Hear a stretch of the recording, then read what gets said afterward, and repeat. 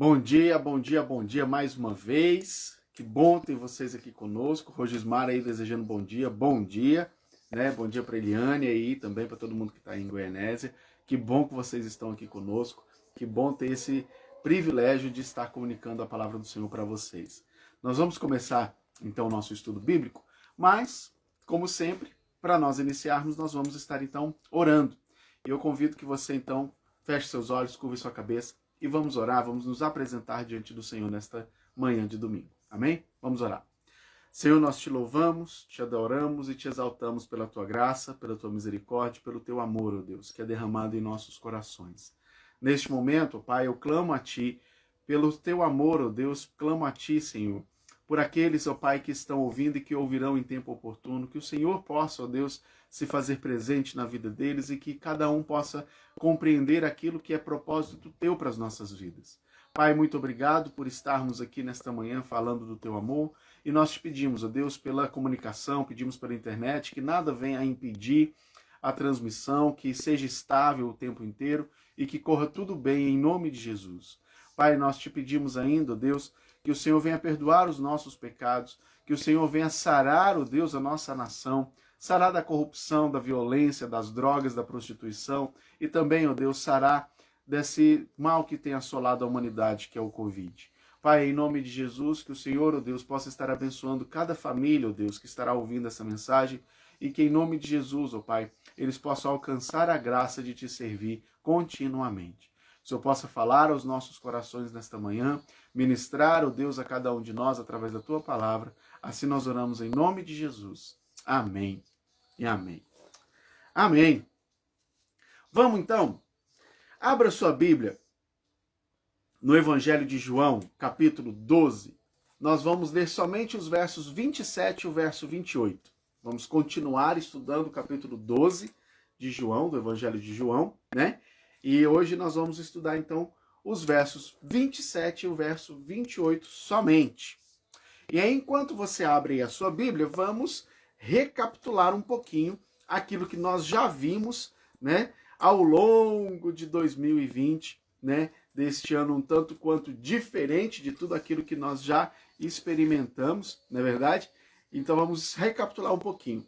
Nós vimos lá no início do Evangelho de João, que tudo que foi feito por meio de Jesus. Sem ele, nada, absolutamente nada do que foi feito haveria, né, seria criado, existiria sem a intervenção, sem a presença do Senhor.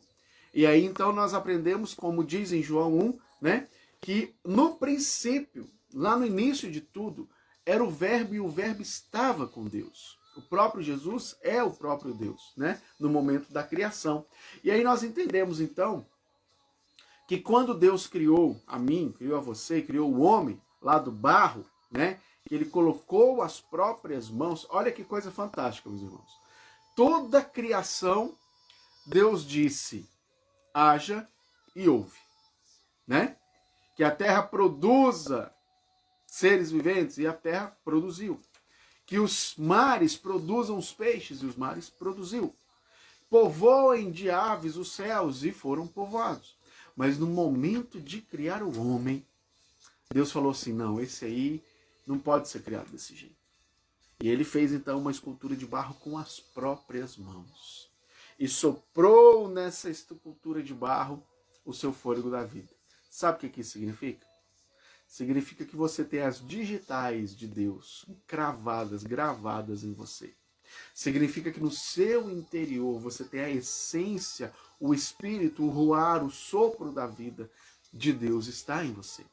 E aí nós aprendemos então, né, que nós precisamos evidenciar essa essência de Deus em nós. Nós aprendemos que Deus nos ama tanto que entregou o seu Filho por amor a nós. Nós aprendemos que o nosso valor, o valor do ser humano, o seu valor de uma pessoa que está com as digitais de Deus gravadas em você, a pessoa que tem o sopro, o fôlego da vida correndo dentro de você, o seu valor ele é definido pela cruz de Cristo e não pelo que os outros dizem. Porque Jesus é que pagou o preço por nós. Jesus é que derramou o seu sangue por mim e por você.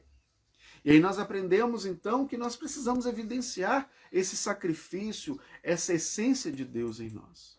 E aí nós aprendemos também que nós precisamos mortificar, morrer para frutificar.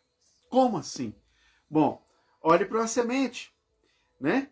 Uma semente, ela só vai produzir frutos, flores, vai crescer uma árvore, se ela realmente morrer para que a árvore possa surgir. Da mesma coisa, nós.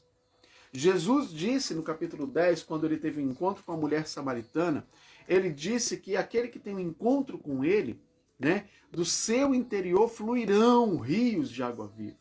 Isso quer dizer que no nosso interior já tem latente a vida de Cristo.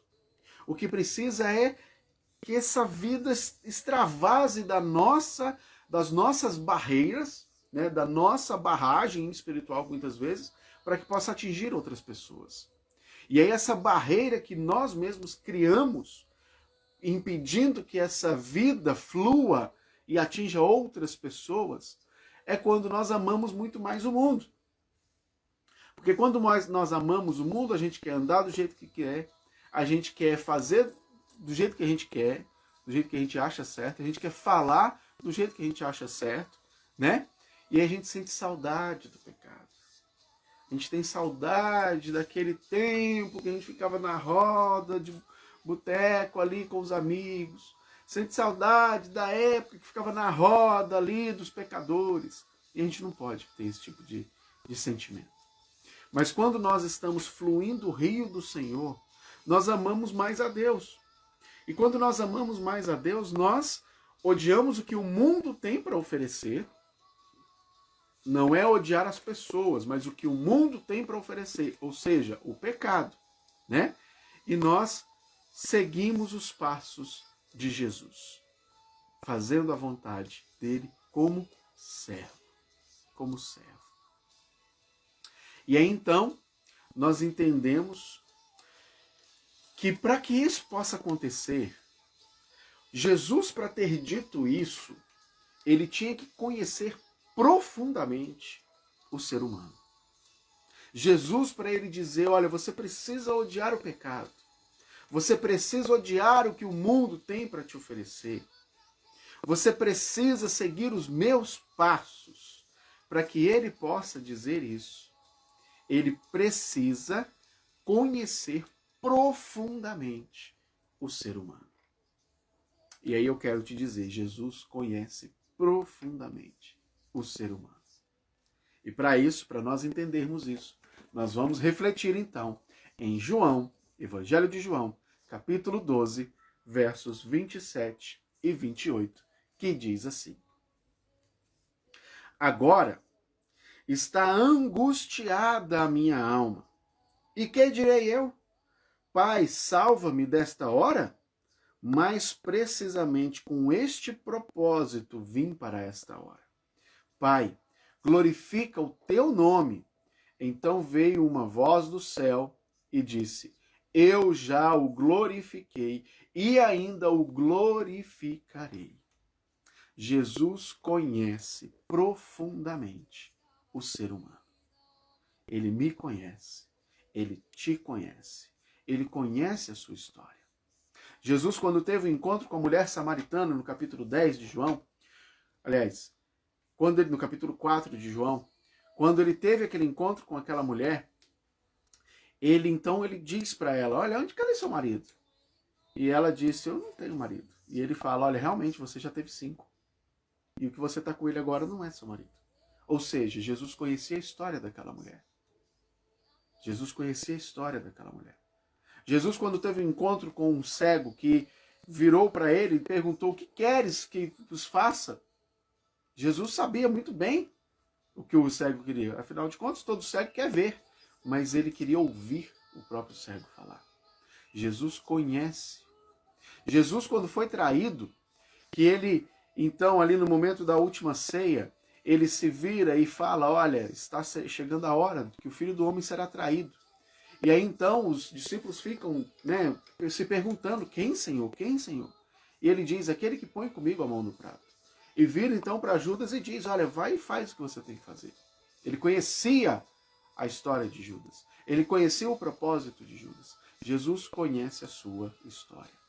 Jesus conhece a sua vida. Jesus conhece a minha vida. Por isso ele pode sim dizer, você precisa morrer para que possa viver. Morrer para o mundo e viver para Cristo. Morrer para as coisas velhas, para que coisas novas possam acontecer. Morrer e deixar no passado as velhas práticas, para que nós possamos ter uma intimidade com o Senhor. Uma intimidade com o Senhor. Jesus conhece essa história. Jesus conhece as dificuldades do ser humano.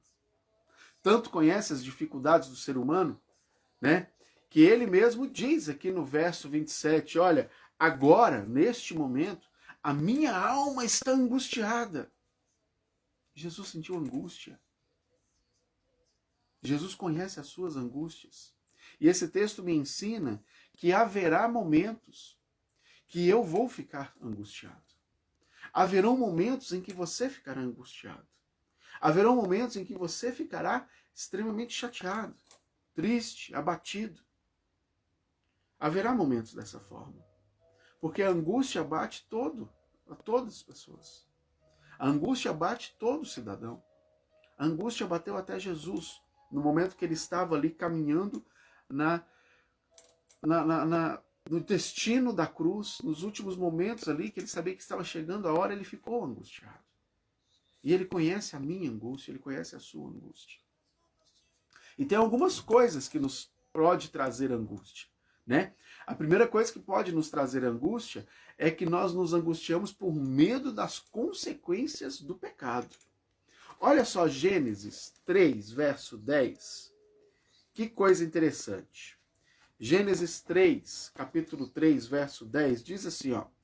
Ele respondeu, ouvi a tua voz no jardim, e porque estava nu, tive medo e me escondi. Esse texto relata a história de Adão, no momento, né, logo após ele ter comido o fruto que ele era proibido de comer, que Deus tinha proibido ele de comer. Ele comeu então o fruto do conhecimento do bem e do mal. E aí quando ele come o fruto do conhecimento do bem e do mal, ele se reconhece estando nu. E aí porque ele estava nu, ele teve medo e se escondeu de Deus. Ele não se escondeu de Deus por causa simplesmente da nudez. Ele não se escondeu de Deus simplesmente pela sua figura física exposta à nudez. Ele se escondeu de Deus porque ele sabia que tinha feito alguma coisa errada. Ele se escondeu de Deus porque ele sabia que tinha desobedecido a Deus. Ele se escondeu de Deus porque ele estava com medo das consequências da sua desobediência ao Senhor. E às vezes nós nos angustiamos profundamente, né, por causa do pecado. Por medo das consequências do pecado. Por medo das consequências de alguma coisa que nós fizemos. Nós não sabemos o que pode acontecer e nós ficamos extremamente angustiados, com medo do que pode ocorrer. Eu me lembro quando eu era criança, e eu estava na casa dos meus avós, e lá na casa dos meus avós eu estava com uma caneta na mão, e lá não tinha energia elétrica, né? E lá tinha um poço artesiano, né? Onde a gente tirava água. E eu estava sentado na tampa do poço, a tampa era de madeira, e aí eu estava com a caneta e a caneta caiu. E eu achei que aquela caneta tinha caído dentro do poço, dentro da água. E eu, criança, fiquei muito assustado. Porque eu pensei logo que aquela caneta caiu lá naquele poço e a tinta da caneta vai esvair, vai escorrer, vai contaminar a água e a gente vai beber água contaminada e o que pode acontecer? As pessoas vão ficar doentes e eu fiquei extremamente angustiado por causa do meu erro de ter deixado aquela caneta cair. No fim das contas a caneta caiu, mas ela estava na fresta da madeira e deu tudo certo, né? Mas nós temos medo daquilo que nós fazemos e das consequências que isso pode trazer. Medo. Criança tem medo de apanhar quando faz alguma coisa errada. E às vezes esconde justamente por causa desse medo. Assim como Adão se escondeu. Isso pode trazer angústia para o nosso coração. Eu não sei o que tem trazido angústia no seu coração. Eu não sei se talvez é justamente esse medo de alguma coisa errada que você fez. Mas eu quero que você saiba. Eu quero que você saiba. Jesus conhece a sua angústia. Jesus conhece a sua dor. E Jesus pode perdoar o seu pecado. Pecado confessado é pecado perdoado. E pecado perdoado, Jesus apaga com seu próprio sangue. Entregue a Jesus a sua angústia. Confesse a Jesus o seu pecado. E receba o perdão dele, para a honra e glória dele. Às vezes nós nos angustiamos por medo da nossa família. Olha só Gênesis 18, verso 23. Gênesis 18, verso 23. Aproximando-se a ele, disse: destruirás o justo com o ímpio? Este bloco, esse texto que nós lemos, trata-se da história em que Deus destruiu Sodoma e Gomorra. E aí nessa história de Gênesis 18, Deus conta para Abraão o que ele está intentando, realizar, que seria destruir Sodoma e Gomorra por causa do pecado, por causa da degeneração do homem daquele estado, daquele momento ali naquela cidade que estava vivendo. Só que tem um detalhe. Sabe quem morava em Sodoma e Gomorra? Ló. Sabe quem era Ló? Sobrinho de Abraão. Sobrinho de Abraão. E aí então Abraão, nesse texto, na sequência do texto, que ele começa a negociar com Deus, E ele diz: olha, mas o Senhor vai destruir o justo com o injusto? Se tiver 50, o Senhor vai destruir? E ele vai então negociando com Abraão, com Deus, Deus vai negociando com Abraão, a fim de tentar salvar Ló. Abraão se angustiou por medo do que iria acontecer com Ló. E às vezes nós ficamos angustiados por causa da nossa família. Ficamos angustiados por causa da situação dos nossos filhos, de repente, nas drogas. Ficamos angustiados por causa dos nossos filhos que estão com companhias erradas. Ficamos angustiados porque a nossa esposa está doente. Ficamos angustiados porque, mesmo adultos, os nossos filhos, a gente percebe que está fazendo coisa errada, E a gente se angustia.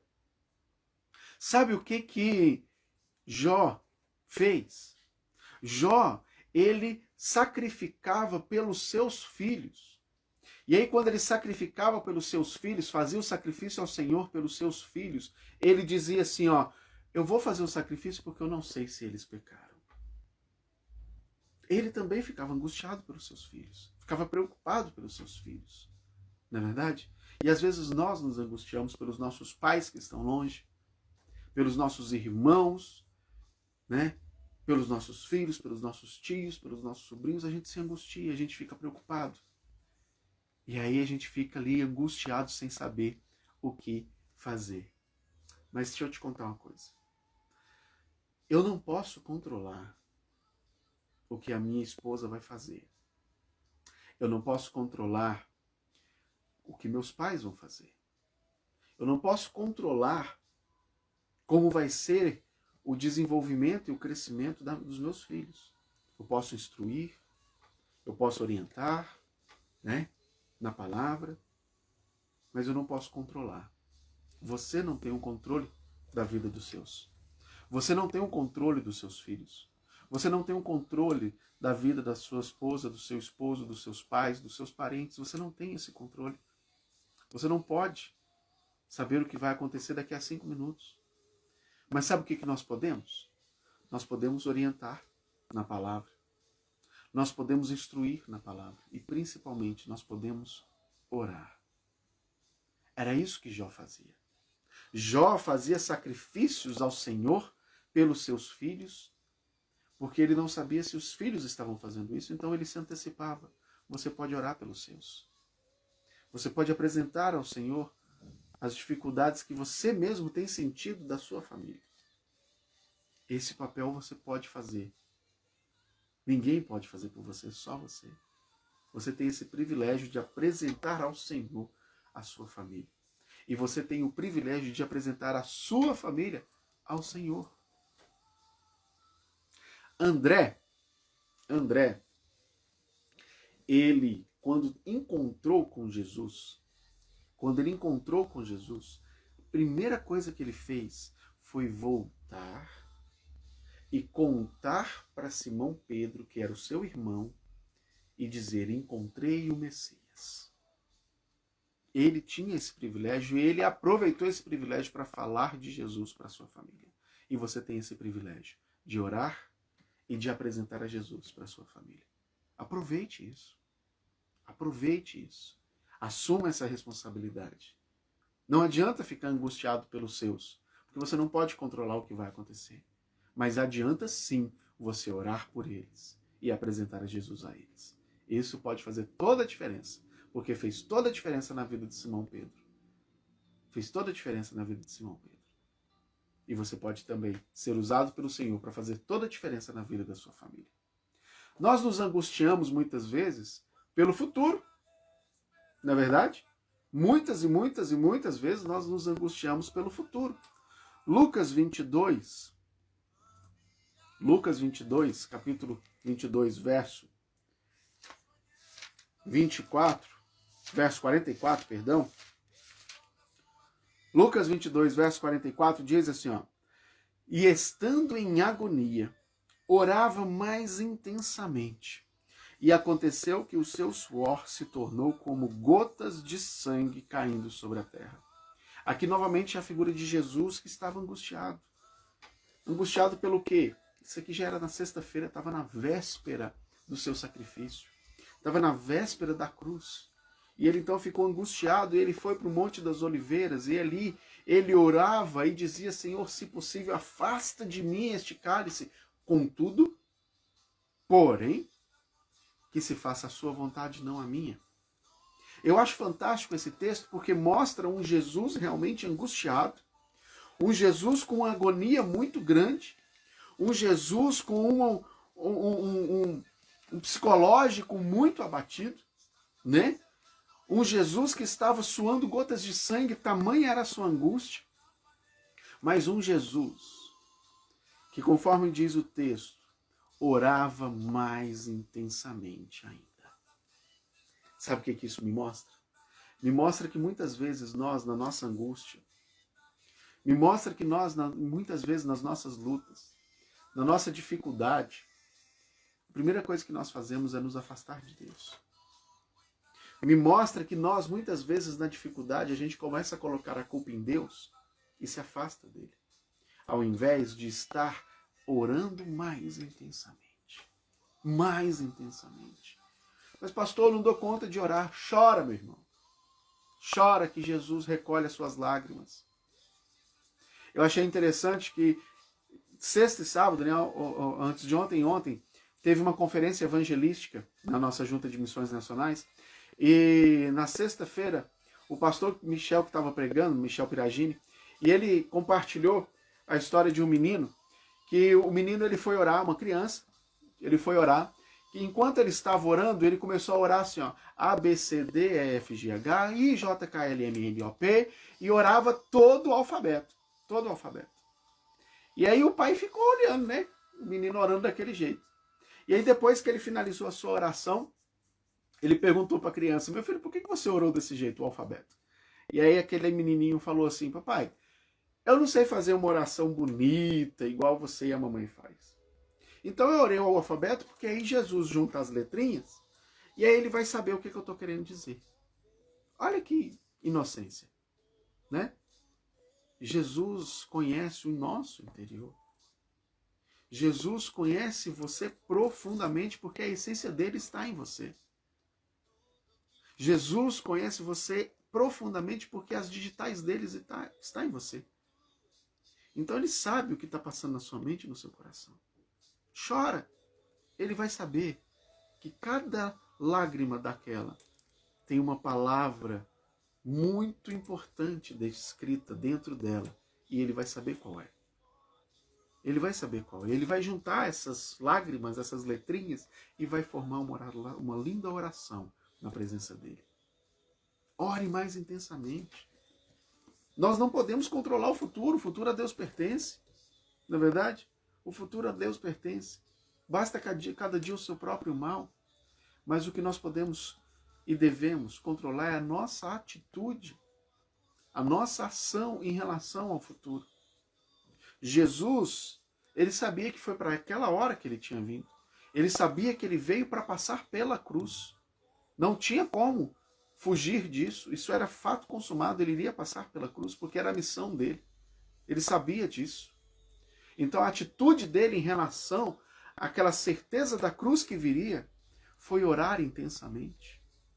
Foi depositar em Deus a sua dependência. Foi dizer, Senhor, a sua vontade é soberana. Qual é a atitude nossa em relação ao futuro? Eu não sei o que nos reserva para 2021. Eu não sei nem o que nos reserva amanhã. Nós temos planos, mas a resposta vem do Senhor. Eu não sei o que vai acontecer daqui a 5 minutos, mas o Senhor sabe. E a minha decisão em relação ao futuro precisa ser orar mais intensamente, para que a vontade de Deus seja feita. Haverá momentos de angústia? Haverão. Haverão momentos de angústia porque o próprio Jesus se angustiou. E haverá momentos em que nós vamos desejar desistir. Olha só João 27, João 12, 27. João 12, 27, Jesus faz uma pergunta, né? Ele diz, olha, agora minha alma está angustiada. E o que eu vou dizer? O que eu vou dizer? Pai, salva-me dessa hora? Ou seja, eu vou desistir?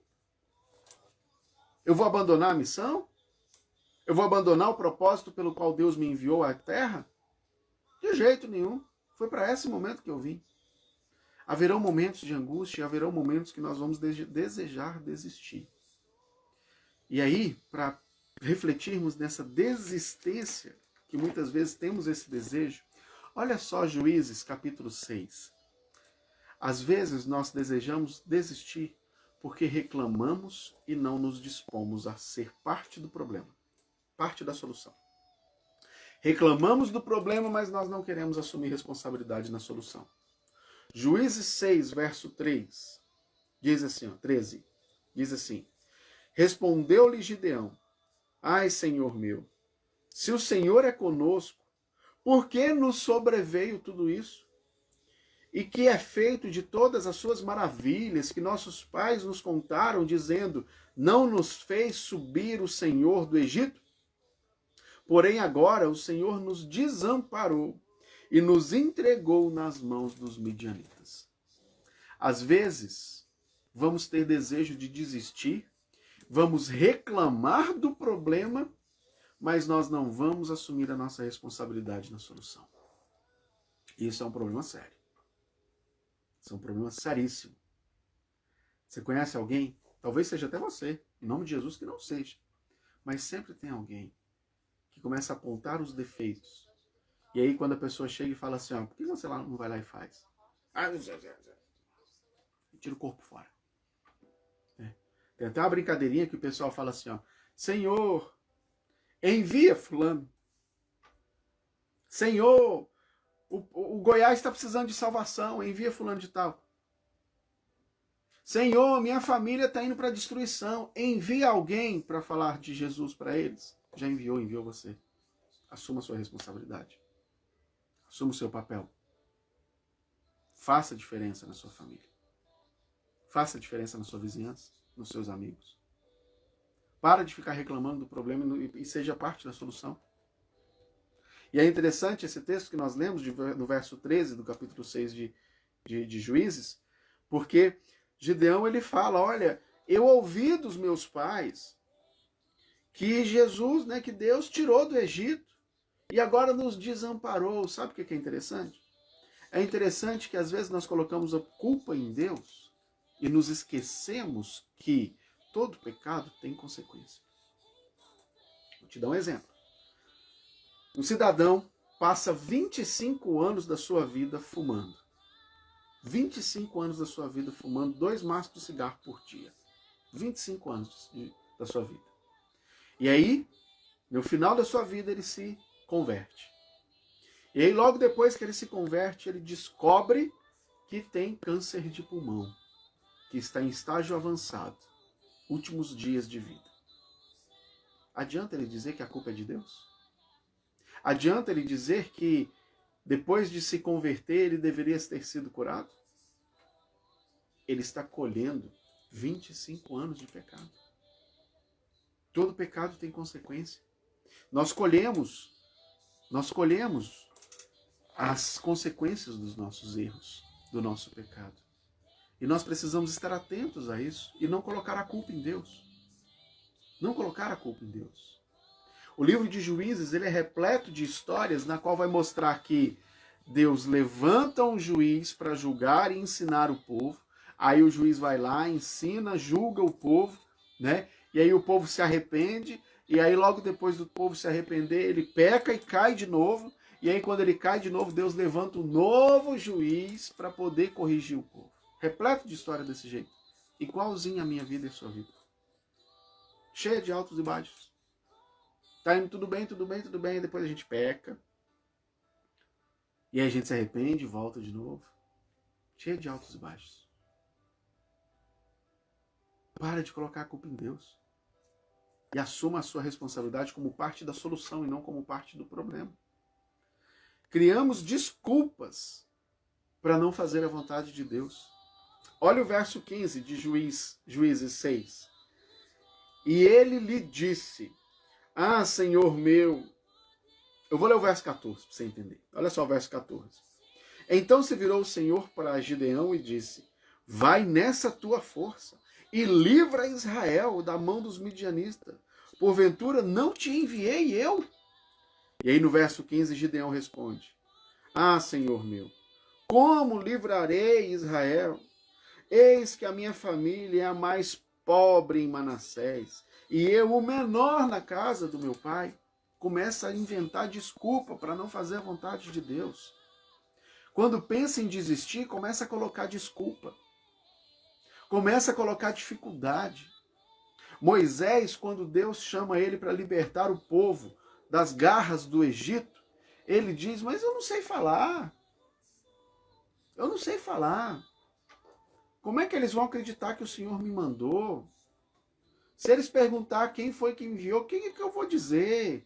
E começa a colocar dificuldade. Jonas, quando foi chamado para pregar em Nínive, a primeira coisa que ele fez foi virar as costas e fugir. Fugir. E aí nós sabemos o que aconteceu. Veio o grande peixe, o engoliu e o jogou na praia de Nínive. Tu vai pregar o evangelho em Nínive. E aí ele obedeceu. Nós, quando queremos desistir, quando queremos fugir, nós inventamos desculpas.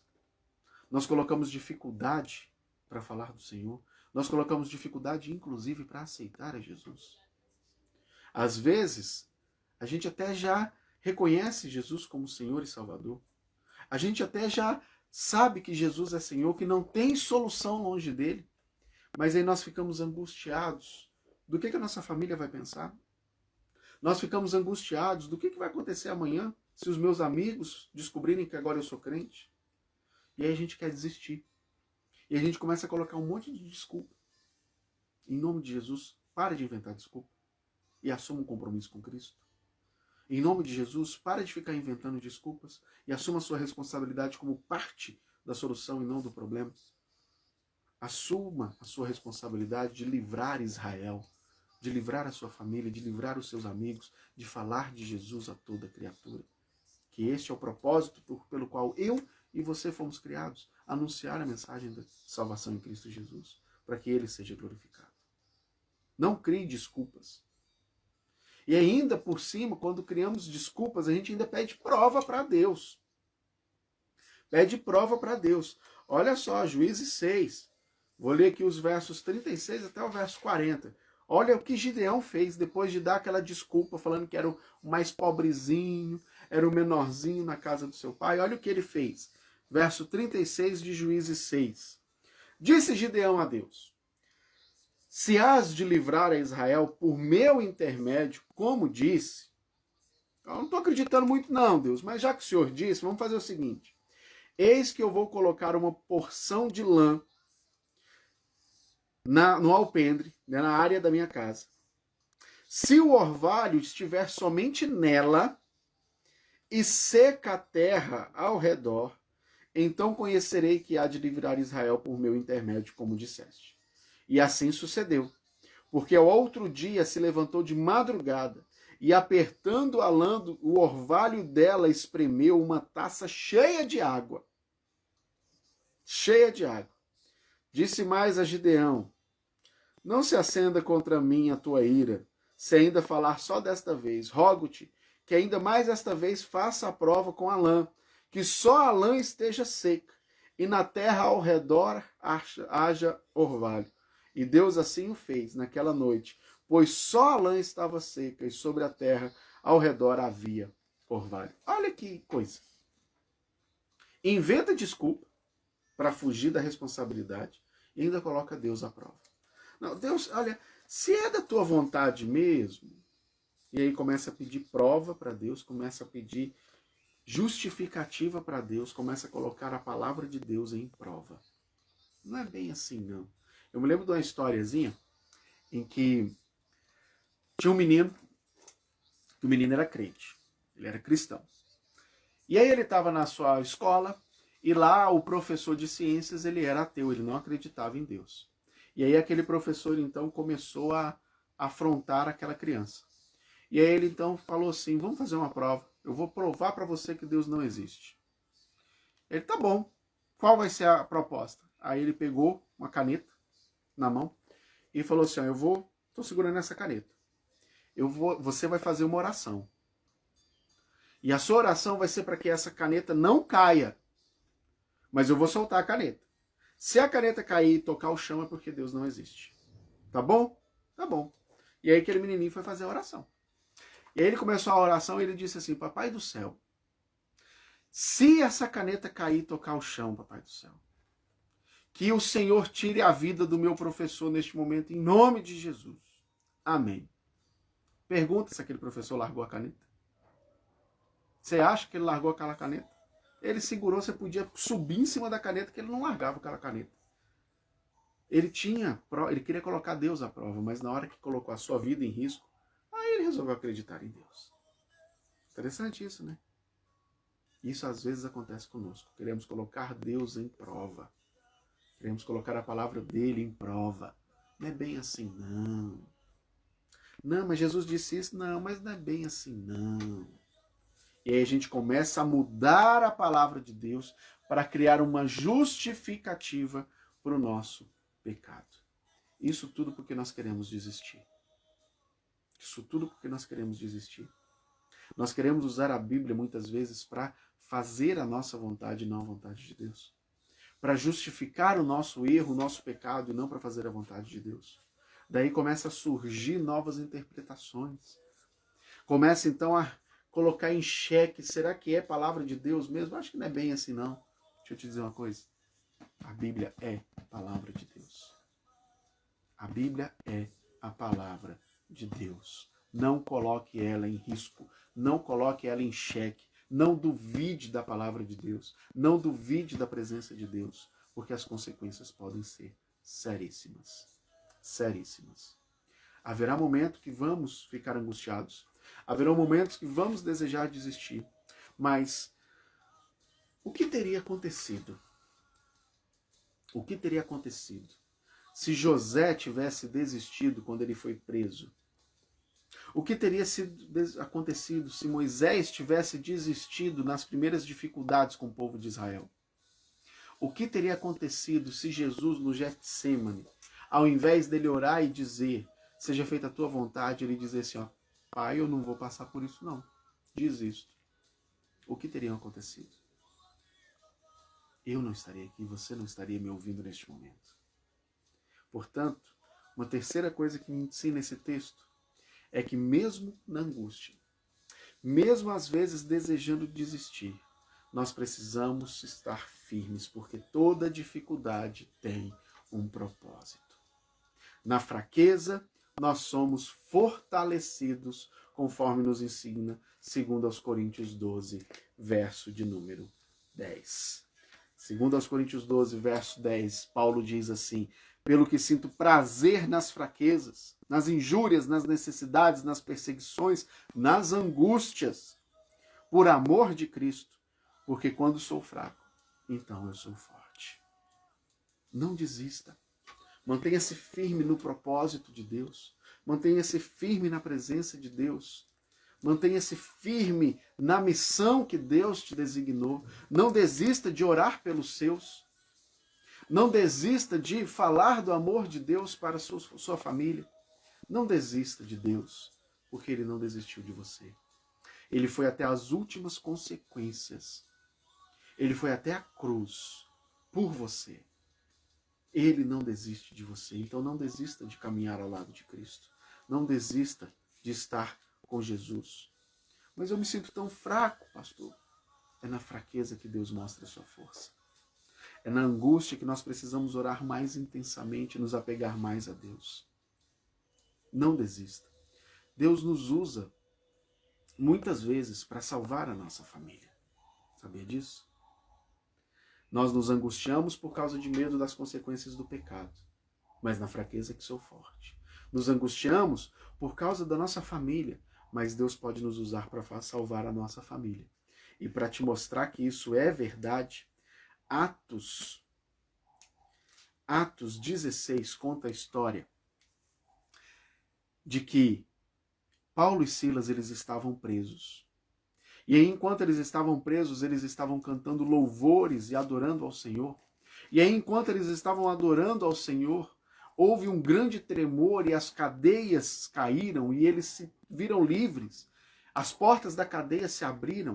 E aí o carcereiro, então, quando viu a cadeia aberta, ele tirou a espada e falou, eu vou me matar, porque afinal de contas, todo mundo fugiu e eu vou ser acusado aqui de ter soltado os presos.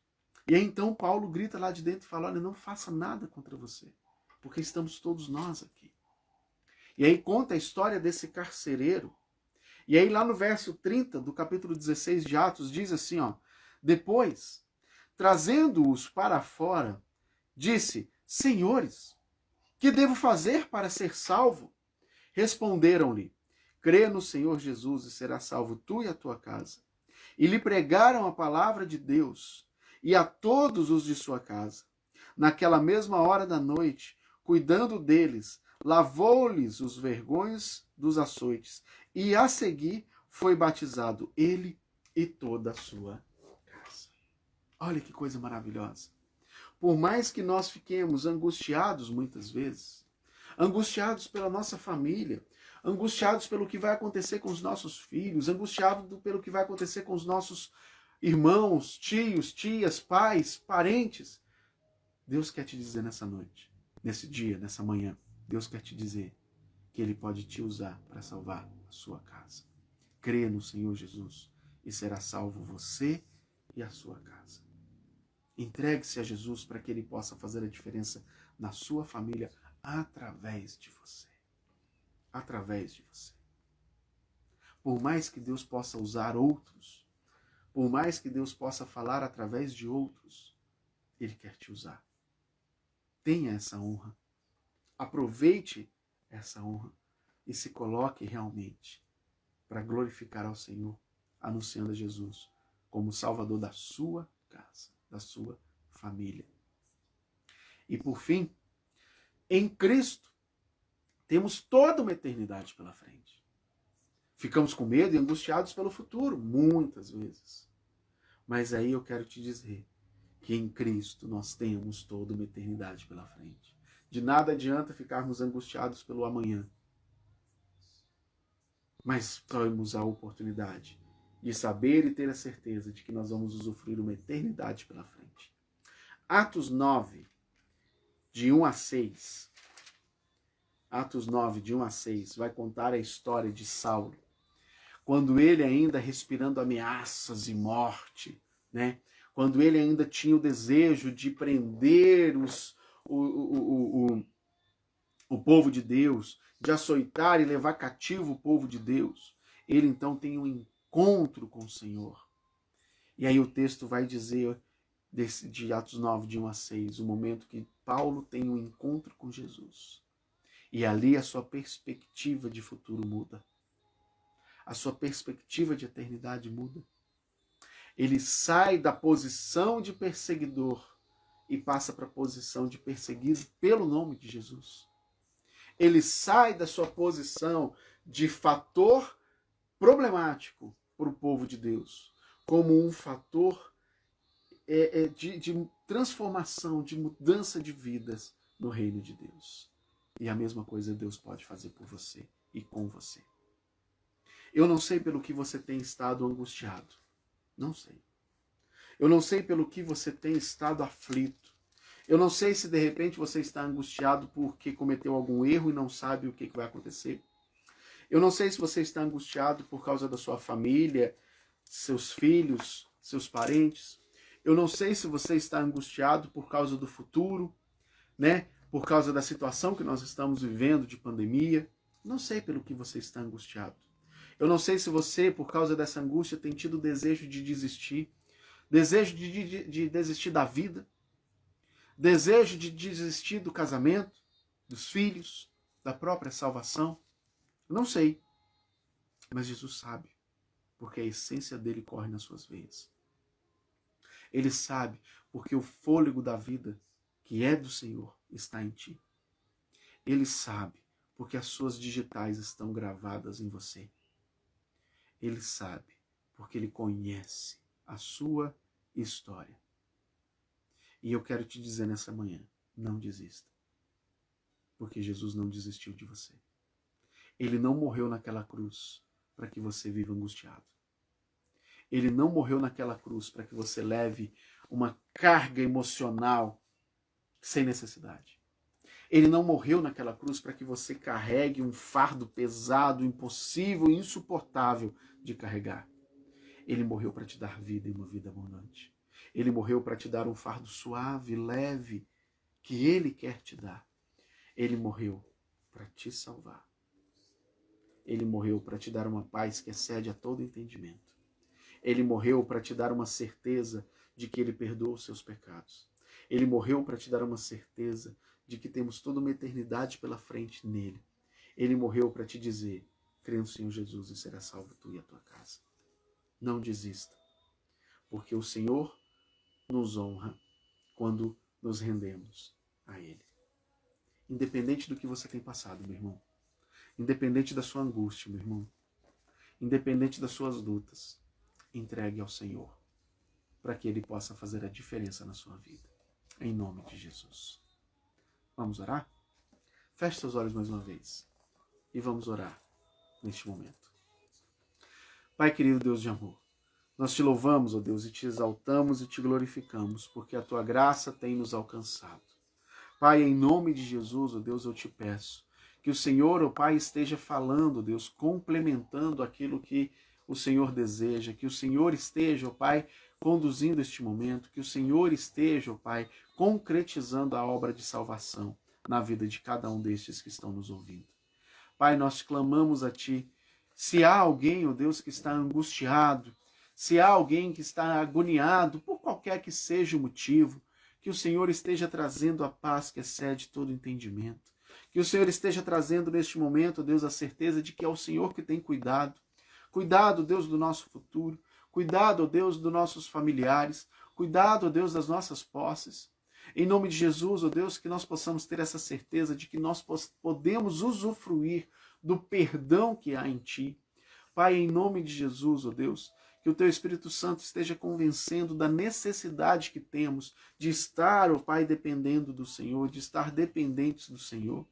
Pai, que em nome de Jesus, ó Deus, a Tua presença venha se fazer real na vida de cada um destes que estão assistindo e que assistirão em tempo oportuno. E que possamos, ó Pai, saber que o Seu sacrifício ali naquela cruz não foi para que a gente viva angustiado, não foi para que a gente viva aflito, mas foi para que a gente possa ter paz. Paz de saber de que o Senhor tem cuidado. Paz de saber de que o Senhor tem zelado. Paz ao saber e a ter certeza de que até aqui o Senhor tem nos ajudado e que as Tuas misericórdias se renovam a cada manhã. Dá-nos, ó Deus, um bom domingo na Tua presença e que o Senhor continue a falar aos nossos corações no decorrer do dia. Em nome de Jesus. Amém e amém.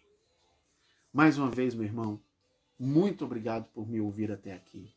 E eu quero te desafiar a se render a este amor, a se entregar a Jesus.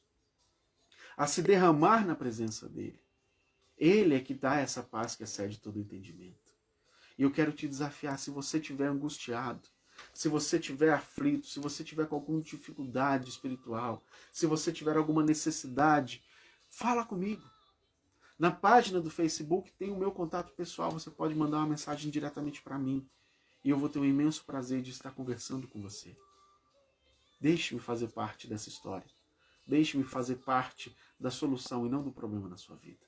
Estou à sua disposição. Eu sou o pastor Rodson, um dos pastores da Igreja Batista Boas Novas aqui em Brasília, na Ceilândia.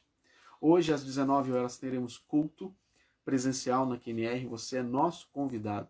Será transmitido também na IBBN Online. Você está convidado a estar assistindo no YouTube. E mais uma vez, muito obrigado por estar comigo até aqui.